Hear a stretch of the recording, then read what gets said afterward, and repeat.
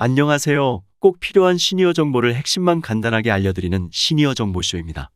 기초연금은 만 65세 이상이고 대한민국 국적을 가지고 있으며 국내에 거주하는 어르신 중 가구의 소득 인정액이 선정 기준액 이하일 때 지급되는데요.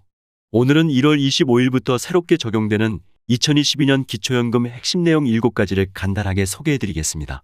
먼저 변경된 기초연금법 개정안 첫 번째는 2022년 기초연금 선정 기준액 6% 인상입니다. 단독가구 기준 2021년 169만원에서 180만원으로 11만원 인상되었고, 부부가구 기준 2021년 270만 4천원에서 288만원으로 17만 6천원 인상되었습니다. 2021년 기초연금에 탈락하신 분들은 1월 28일까지 기초연금을 재신청하셔야 되며, 기초연금 수급 대상이 될 경우에는 1월분 급여액부터 받으실 수 있습니다. 혹여나 이번에 탈락하시더라도 오늘 영상 보시면서 세부 내역은 꼭 확인해 두시기 바랍니다. 그래야 내년에 다시 신청하실 수 있기 때문입니다. 변경된 기초연금법 개정안 두 번째는 기초연금 기준연금액 2.5% 인상입니다. 2021년 단독가구 연금 기준액 30만원에 2021년 물가상승률 2.5%를 반영해서 2022년에는 7,500원 인상된 30만 7,500원이 되었습니다. 또한 부부가구 연금 기준액은 2021년 48만원에서 2.5% 인상된 49만 2천원으로 확정되었습니다. 앞서 말씀드린 것처럼 기존 기초연금 수급자는 별도의 신청 없이 1월 25일부터 인상된 금액으로 지급받으실 수 있습니다. 변경된 기초연금법 개정안 세 번째는 국민연금 연계감액 기준금액 2.5% 인상입니다.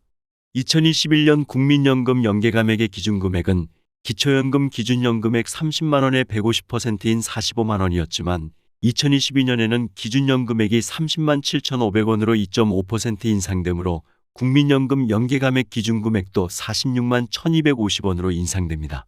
따라서 2022년에는 국민연금 월급여액이 46만 1,250원을 초과하면 기초연금 30만 7,500원의 50%인 15만 3,750원까지 감액될 수 있습니다. 변경된 기초연금법 개정안 네 번째는 전국 단위 기초연금 신청 도입입니다.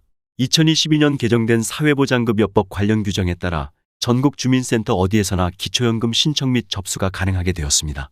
따라서 주소지 관할 주민센터 담당자의 불친절한 상담으로 인해 상처를 입으신 어르신들께서는 다른 동네에 있는 주민센터에 신청하시는 것도 좋은 방법이 될 수 있을 것 같습니다. 변경된 기초연금법 개정안 다섯 번째는 특례시 출범으로 인한 기본공제 금액 변경입니다. 2022년 1월 특례시가 새롭게 출범합니다. 여기서 특례시란 인구 100만 명 이상 도시에 대해서 광역시에 준하는 권한을 부여받는 새로운 형태의 지방자치단체 유형인데요. 2022년에는 고양, 용인, 수원, 창원시가 특례시로 승격이 됩니다.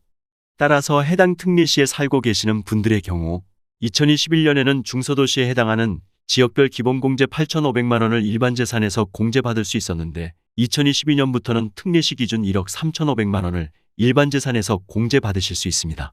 따라서 고양, 용인, 수원, 창원시에 거주하는 어르신들께서는 기초연금 계산 시 일반재산이 5천만원 줄어드는 효과, 즉 소득인정액으로는 17만 6천원 감소 효과를 받게 되시는 겁니다.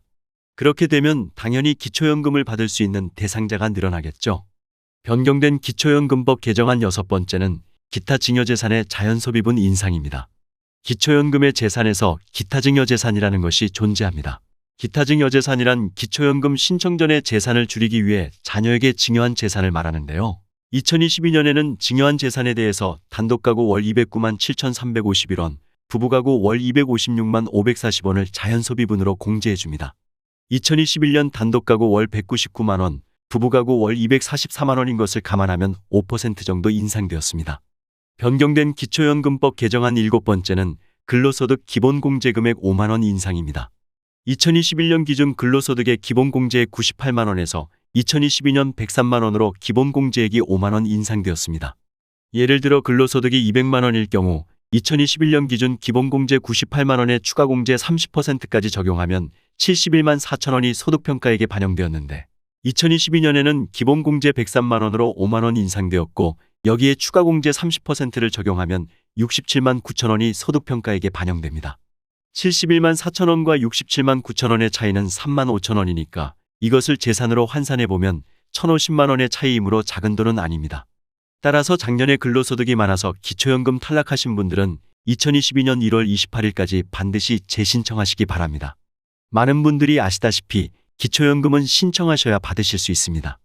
작년에 탈락하신 분들은 1월 28일까지 꼭 재신청하시고 2022년에 만 65세가 되는 어르신은 생일이 속한 달의 한 달 전부터 기초연금을 신청할 수 있고요.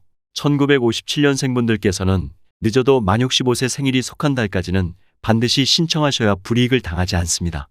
또한 현재 소득이 있어 연금 수급에 제외되었더라도 수급희망 이력관리 제도가 있어 미리 신청해 두시면 다음해 선정기준액 상향 등으로 기초연금 수급이 가능하실 것으로 판단되는 경우 기초연금 수급 혜택을 받을 수 있도록 안내해 줍니다.